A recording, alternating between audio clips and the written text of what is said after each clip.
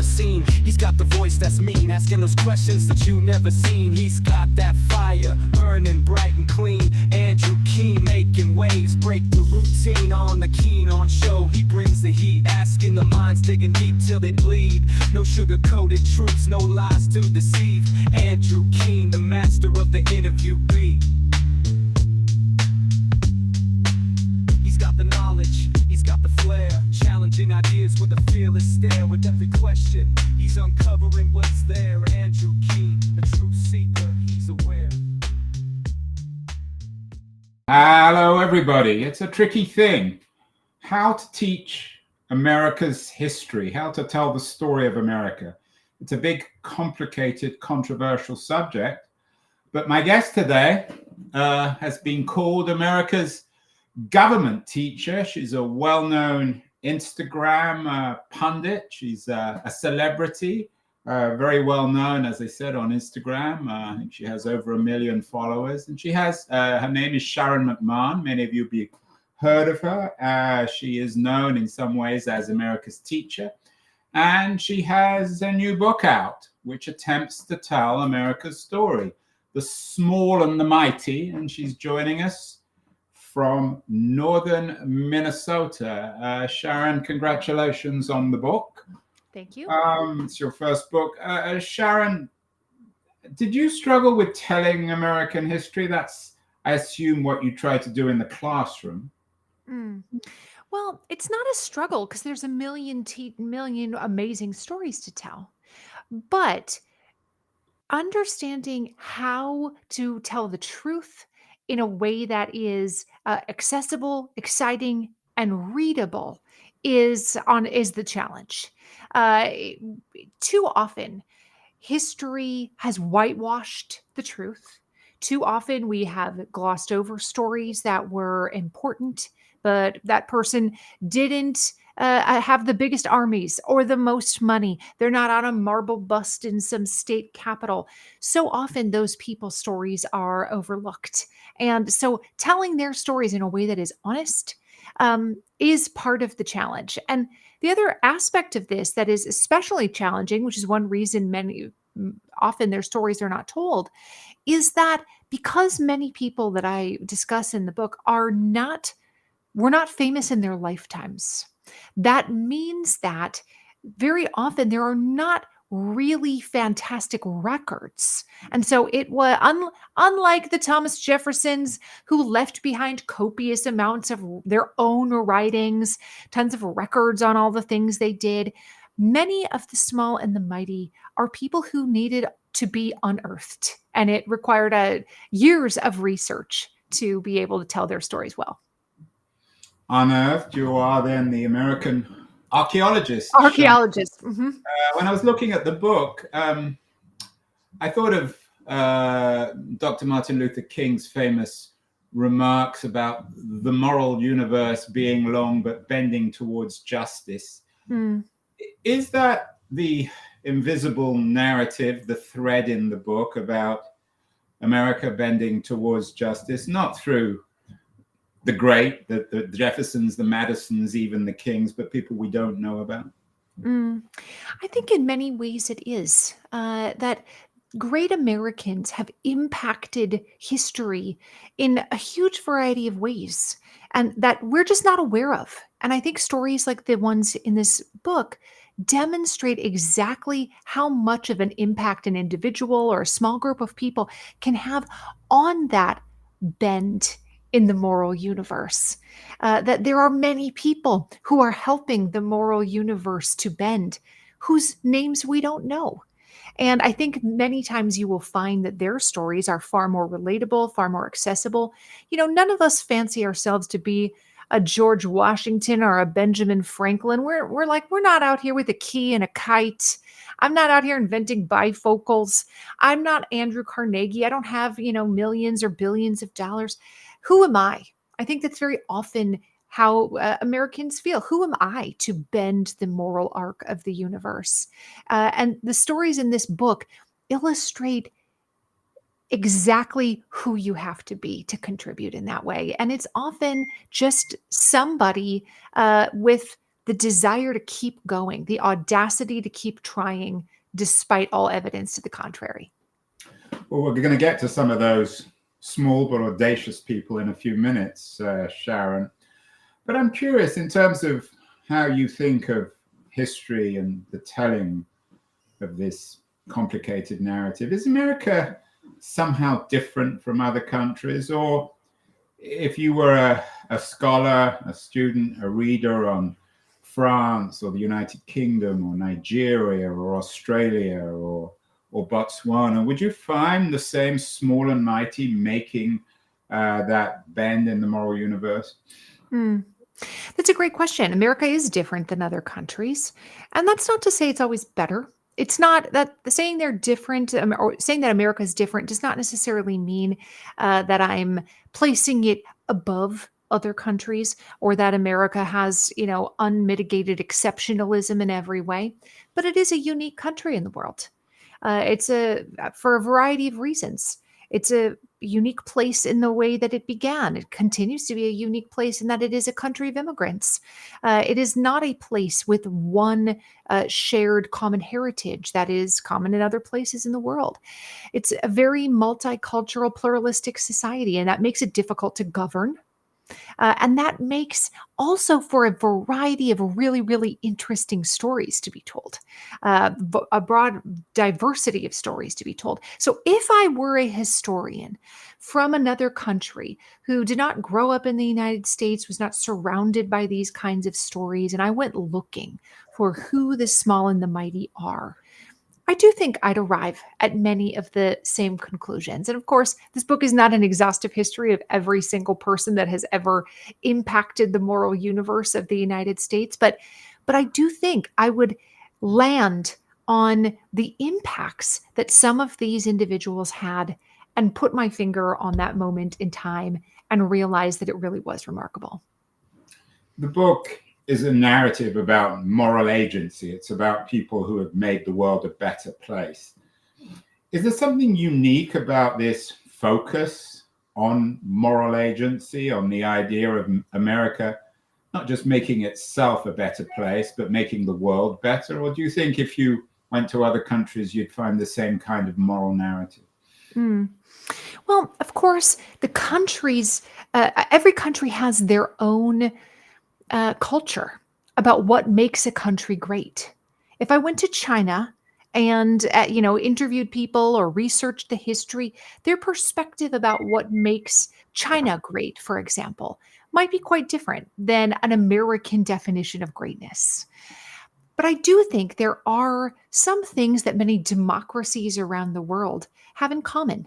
That are not unique to the United States. These are things like the rights of citizens, the rights of people to be free from discrimination, free from injustice perpetrated by the government. The rights of individuals have been added to over time.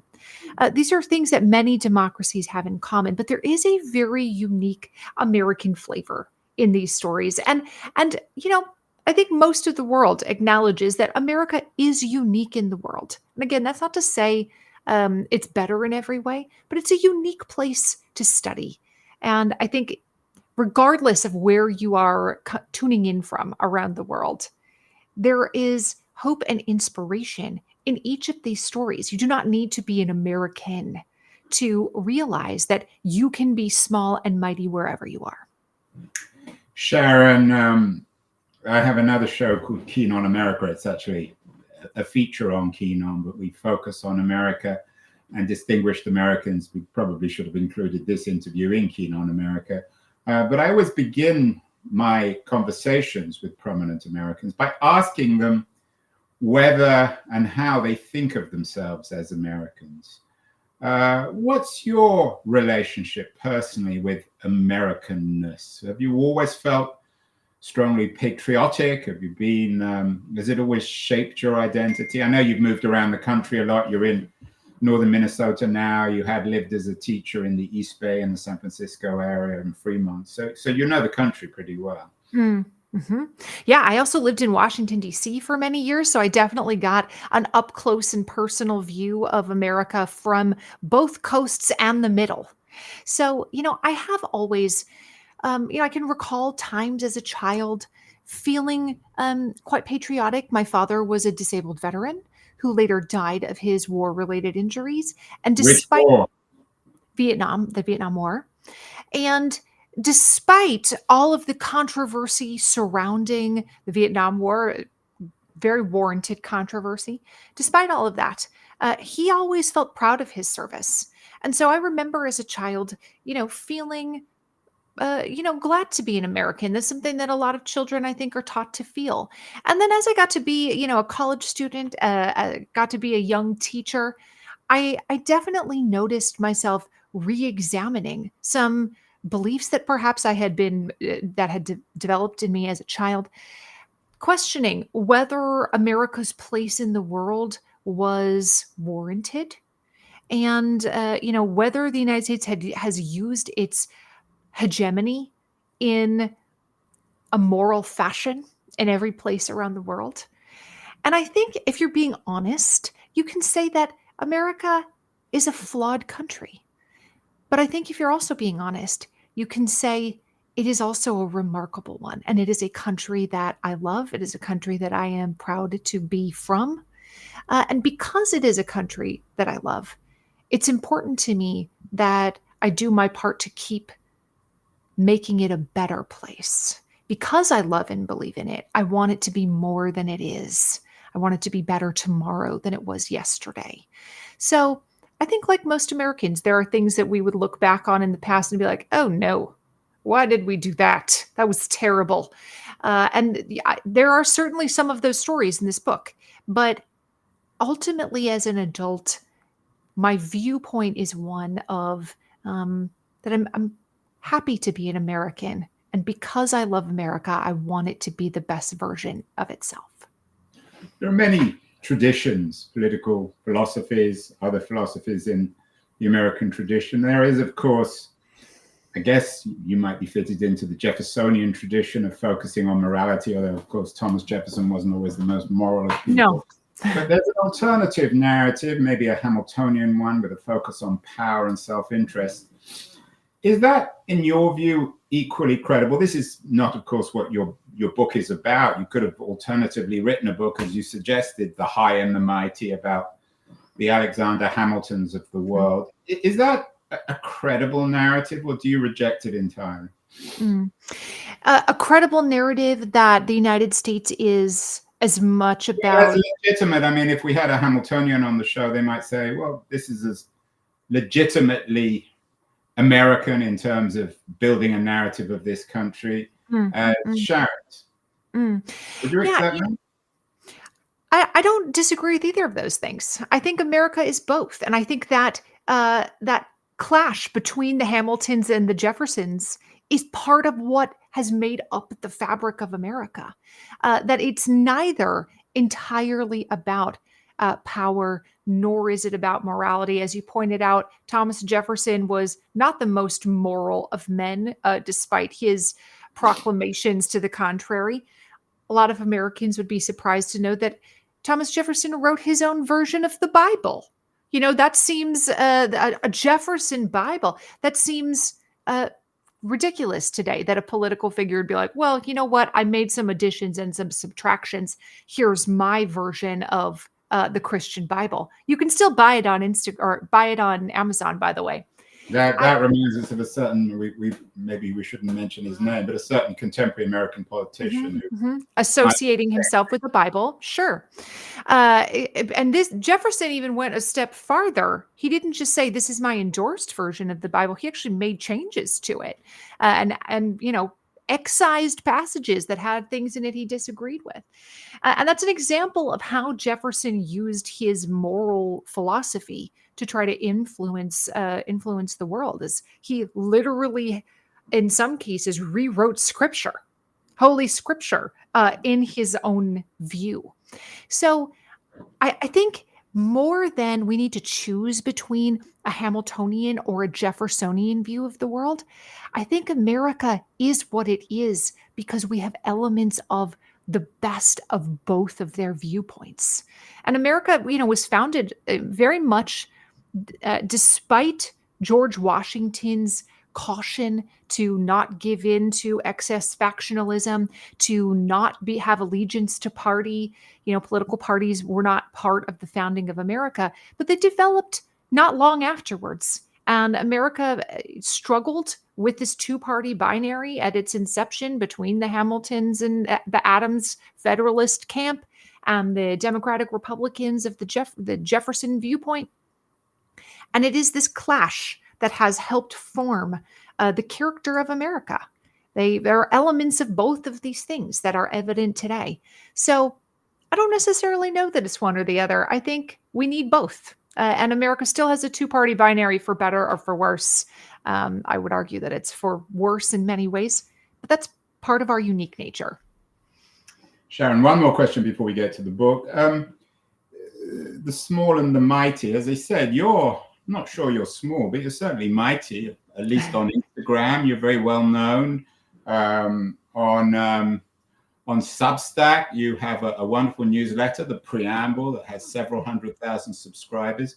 Do you think of yourself, I mean, you didn't include yourself, you're not that type of writer, but are you in your own way an example of the small and the mighty? I mean, you began life, as you said, the daughter of a disabled Vietnam veteran. You've spent your life as a school teacher. You didn't have the natural advantages of others. Is there something small and mighty about yourself, or at least about your own life? That's a really sweet question. It's one that I haven't really spent much time pondering. I hope that someday my descendants look me up on the internet. I hope someday, if I have grandchildren, great grandchildren, that they'll Google my name and that they will arrive at the conclusion that, like, wow, she was somebody worth knowing. She was someone to be proud of. So rather than, elevating myself to some kind of status of, oh, I deserve to have a book written about me, I don't spend time thinking about that, but I do hope to leave a legacy for my descendants that they can be proud of. And, if that makes me small and mighty, then so be it. But the people in this book didn't spend time thinking about how people of the future would write about them, and I certainly don't either. The subtitle of the book is Unsung Americans Who Changed the Course of History from the Founding to the Civil Rights Movement. There's a strong focus on race and civil rights. We've already talked about Martin Luther King. We've already also talked about Jefferson. I was at Monticello earlier this year, and one is really struck by the fact, even if they're trying to do a good job at Monticello in promoting Jefferson, one leaves there with a horrible, chilling feeling of Jefferson as not just a founding father, but a major slave owner. How central, in your view, in terms of the narrative of your book, and we'll talk about some of the people in the book in a second, but these 12 unsung Americans, in terms of this reshaping of the arc of the moral universe, from slavery to civil rights, is this the driving, if there is a driving narrative in the book within American history, is this the one? I don't know that it's necessarily race, but I do think it is related to rights in many ways. And of course, there is a strong intersection between race and rights. There's a lot of questioning of what does it mean to be an American? And the people in this book arrived at different conclusions. They had different journeys to grappling with that decision. Some people are the children of immigrants. Some people are Japanese Americans who are incarcerated in camps during World War II, although they've been charged with no crime and are literal children. Some people were denied their right to serve America during World War II, and then at the last minute were granted the ability to serve in the armed forces and then suffered lifelong repercussions from that. Some of the people were formerly enslaved and went on to have an absolutely historic impact on the United States that is still being felt today. So I do think very often the stories that remain hidden from view, that are waiting to be excavated, so to speak, are stories that are of people who have been historically marginalized, whether that is women, whether that is people from different racial backgrounds, different immigrant communities. Very often, it is those stories that are eclipsed by the dominant sons of American history, the people with the large bank accounts and the title general in front of their name, or the people who hold elected office. Often it is these stories of people who are marginalized that are excluded from that narrative. And so the book does have a very strong emphasis on telling those kinds of stories. Although that is very much an American narrative of being excluded and then being included, the rebellion against the British, and perhaps even the story, at least in ideal terms, of the shift from slavery to civil rights. Let's begin. You begin the book with a woman I have to admit I had never heard of, Clara Brown, from the Kentucky of the 1830s. Tell us about Clara and why she's so sort of emblematic, if you like, of the small and the mighty. Well, Clara is born in around the year 1800. She's born enslaved. And she was the mother of 4 children. One of her children, something tragic happens to one of her children. And the rest of her family is sold as she is forced to watch them step up onto the auction block. And one by one, as her children and her husband are sold to different owners. And then she too finds herself sold as an enslaved woman. And eventually, Clara is granted her freedom. And this does not come, out of any sense of, big benevolence. It comes just out of by the virtue of the way the legal system worked and the way wills worked. She is essentially granted her freedom for the first time in her life. And she has never forgotten her children, of course, no mother would. And she goes on a lifelong quest to be reunited with her children.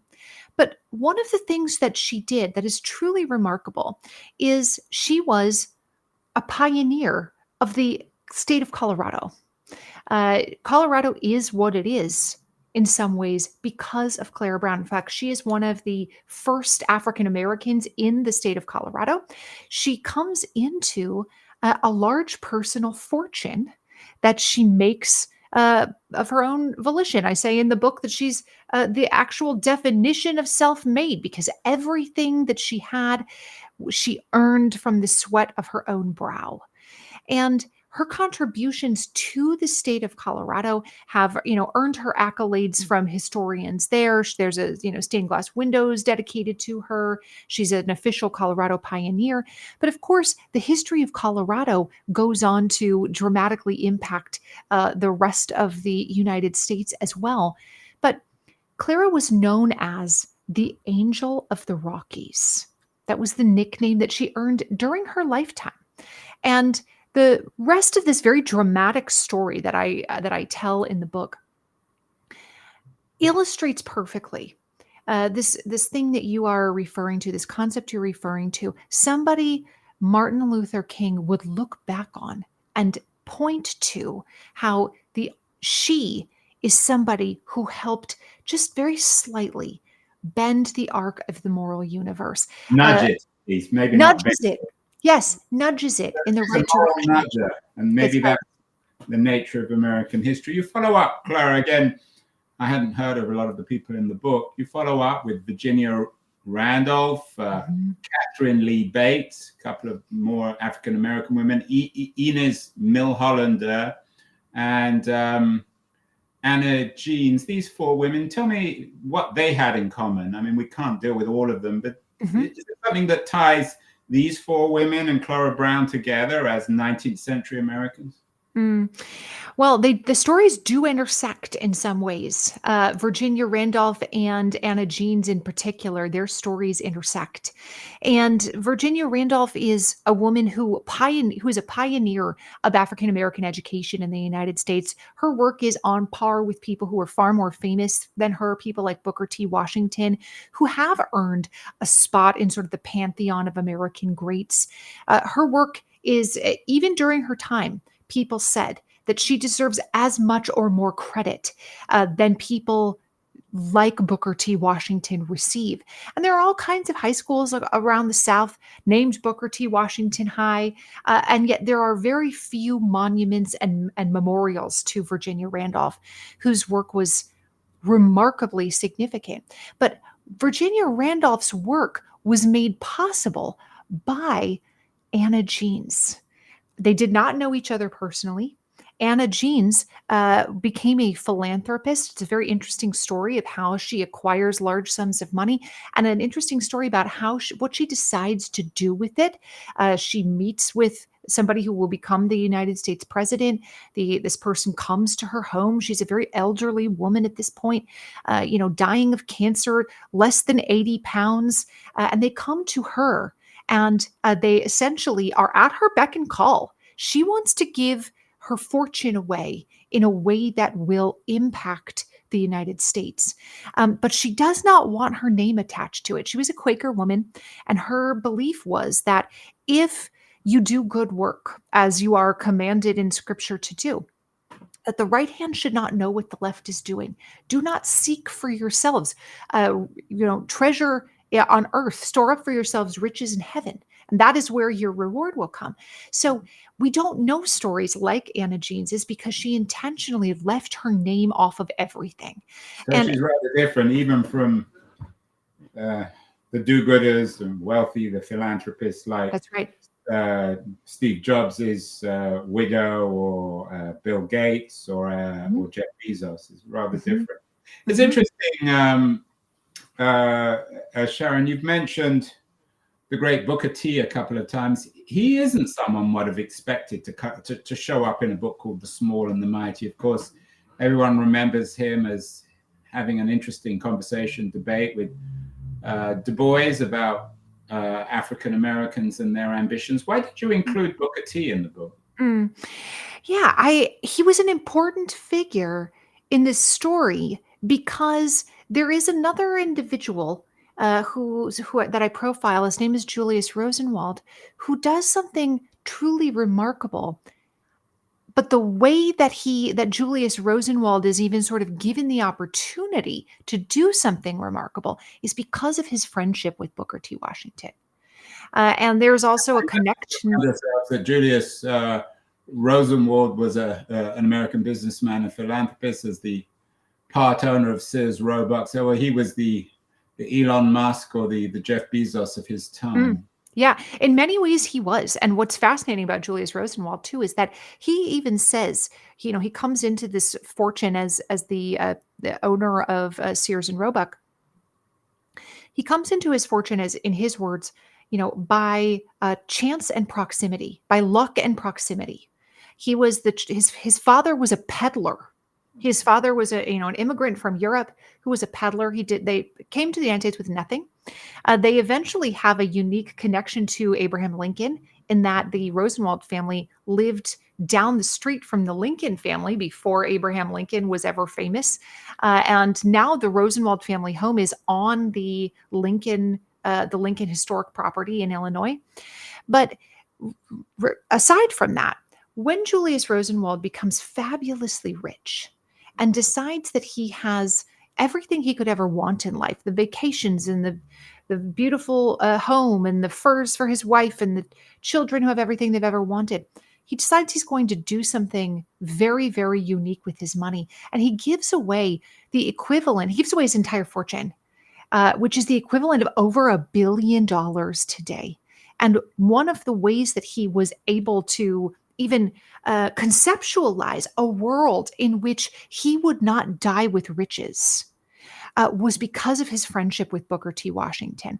So Booker, of course, is as I mentioned, is a well-known figure in U.S. history. But this is an element of his story that most people have never heard of. This is not about how he founded Tuskegee or the friendships that he had with Teddy Roosevelt. Those are very well documented. This is a story of his friendship with a different man who has a very different impact on U.S. history.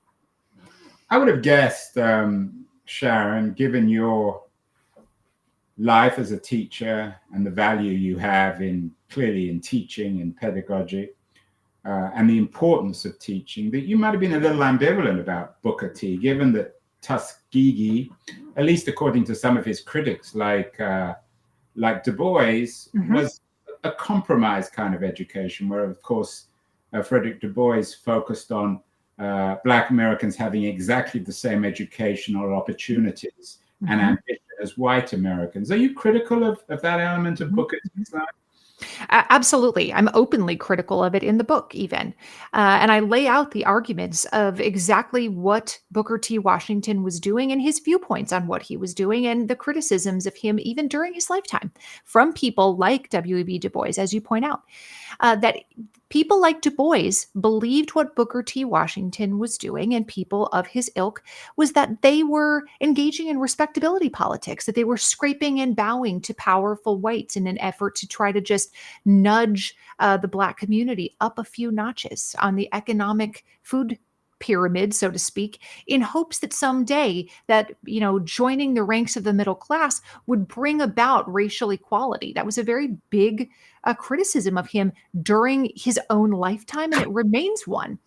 And yet, one of the things that I also point out is that despite their divergent viewpoints on exactly what the best way to achieve racial equality was, in many ways, Du Bois and Washington were working for the same goal. They had different viewpoints on how to achieve it.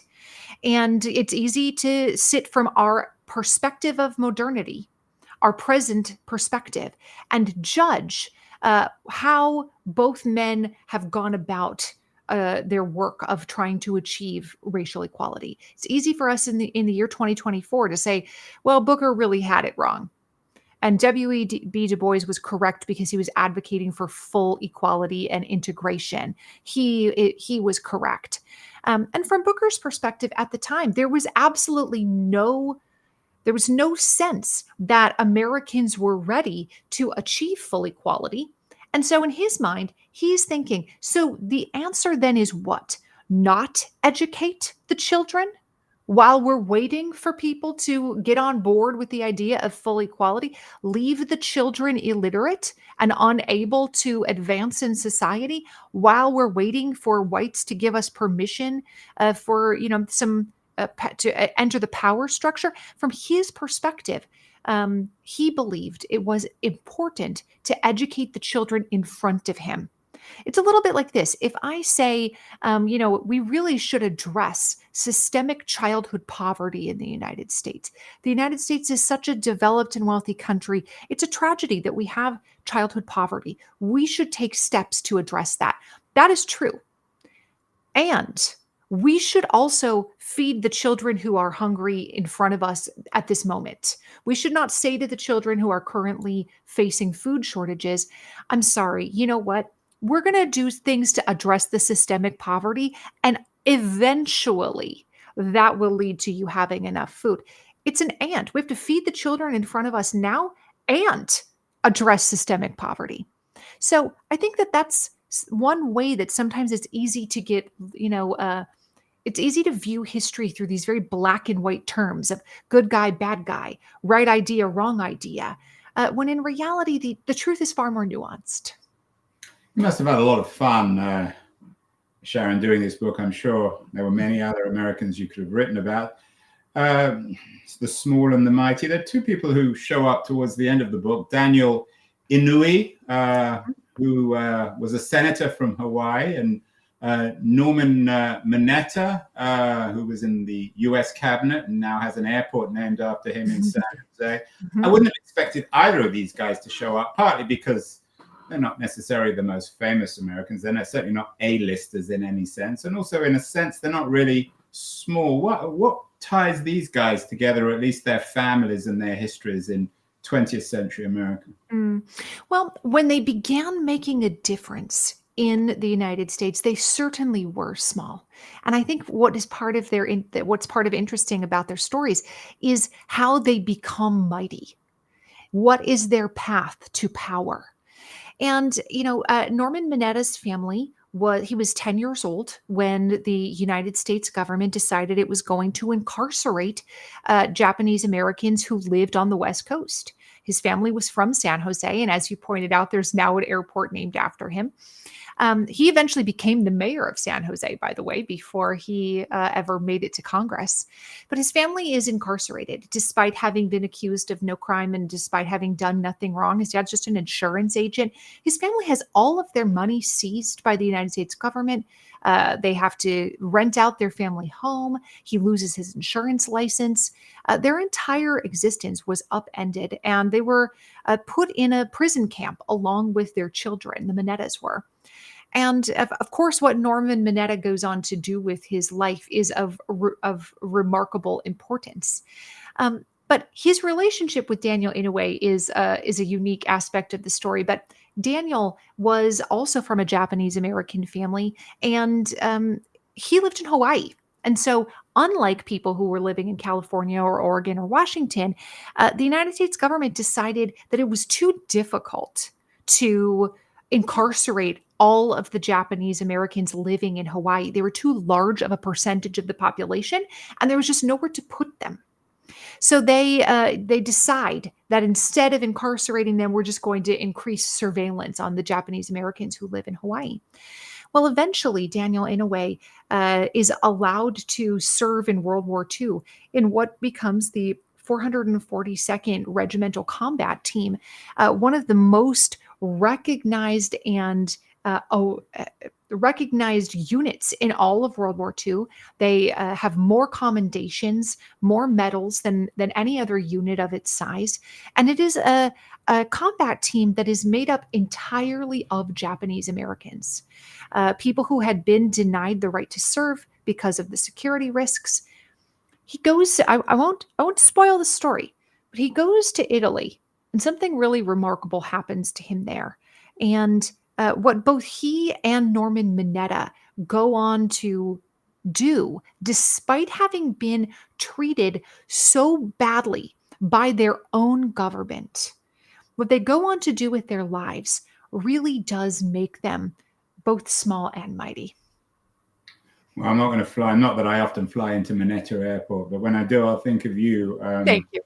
Sharon, you end the book with a section called Momentum. Most of the book is a more traditional historical narrative. You begin in the early 19th century, you progress to the 20th century. But in the last section of the book, in Momentum, you cover a couple of small and mighty Americans. Claudette Colvin, who was who is an American contemporary American civil rights activist, and Septima Clark, who was a 19th century activist or late 19th century activist. What ties them together, and what's the importance of momentum in your book?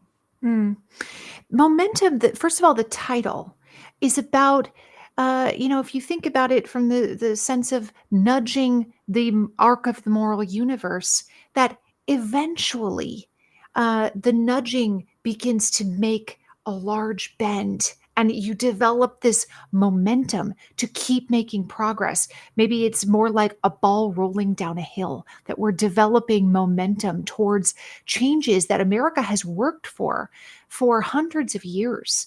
We see all kinds of things beginning to happen all at one time during this roughly decade period from the mid-1950s to the mid-1960s. Tremendous progress was made. So Claudette Colvin was a 15-year-old girl who refused to give up her seat on a Montgomery, Alabama bus before Rosa Parks ever did such a thing. And this is no shade to Rosa Parks, but Claudette was also not alone. The fifth Beatle, so to speak. Yes. Rosa Parks was not alone in her refusal to give up her seat on the bus. And there's a reason Rosa Parks becomes famous and these other people are less well known in history. And Claudette Colvin eventually becomes a party to a very important Supreme Court case. She becomes a pregnant 16-year-old who felt very ill-equipped, who loses her jobs because people keep recognizing her at the places that she's working, and she becomes difficult for her to support her child. But ultimately, her courage makes significant progress in the civil rights movement. But Septima Clark is perhaps one of my most favorite characters in the entire book. She is a woman who was born in 1898. She becomes a teacher herself. She has a set of life circumstances that no one would ever want to trade places with. She finds out, she marries and has a baby, and her baby has a undiagnosed birth defect and dies a few weeks after being born. And shortly thereafter, she becomes pregnant again, has another child, and then discovers that her husband has an entirely secret second life and that he is married to another woman, has children with another woman, and shortly thereafter, her husband dies, leaving her to try to care for this child that she has. As you know, it is often difficult for single mothers to to provide for their children. It still is difficult for single mothers to provide for their children in many ways. And suffice it to say, the remainder of her life is very, very challenging. She is very depressed, contemplates suicide. A number of times, she narrowly escapes death. She is fired from her job. She is falsely accused and arrested of crimes. And she goes on to start something called Citizenship School.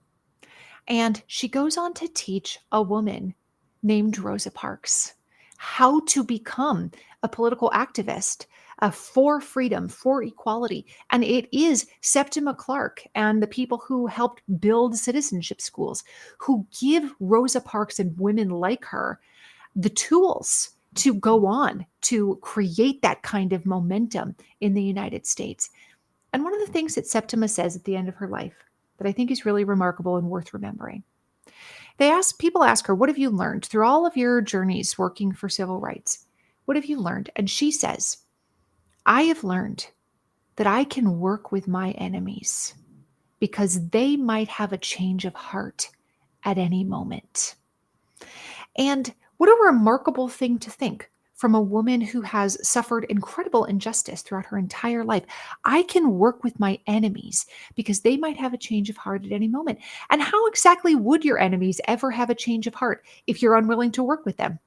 If Yeah, you do you cut think that sort of magnanimity, is that an American thing or just a human thing? I think there are people like this all over the world. Or maybe I it's a Black America thing, given the crimes. It was interesting. We spoke, Sharon, yesterday to Congressman Jamie Raskin. He was in Congress, or he's the Yes. House of Representatives figure who has been responsible for impeaching Trump. He's a very distinguished man on the left. We talked about his experience growing up in the 80s. And he focused on, in the 80s as a student, as an undergraduate at Harvard and then at Harvard Law School, on civil rights, not in America, but in South Africa. One of the things I asked him was, has the civil rights struggle in America ended? I wasn't entirely convinced by his answer.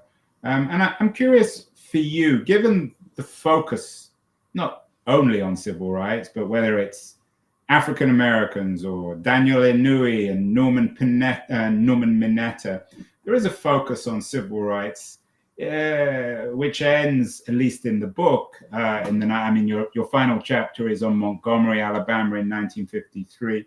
Has that narrative ended for America in the 2020s?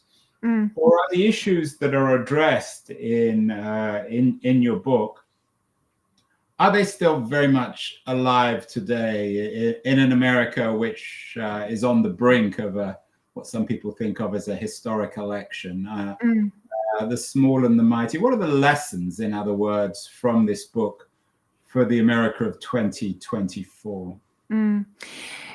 The struggle for rights is not over, and we cannot become complacent in our guarding of those rights. Now, has America made incredible progress? Of course, of course. And this book traces much of that progress. You can see where we begin and where we end and how much has happened in this book in the struggle for progress. So tremendous progress has been made, absolutely.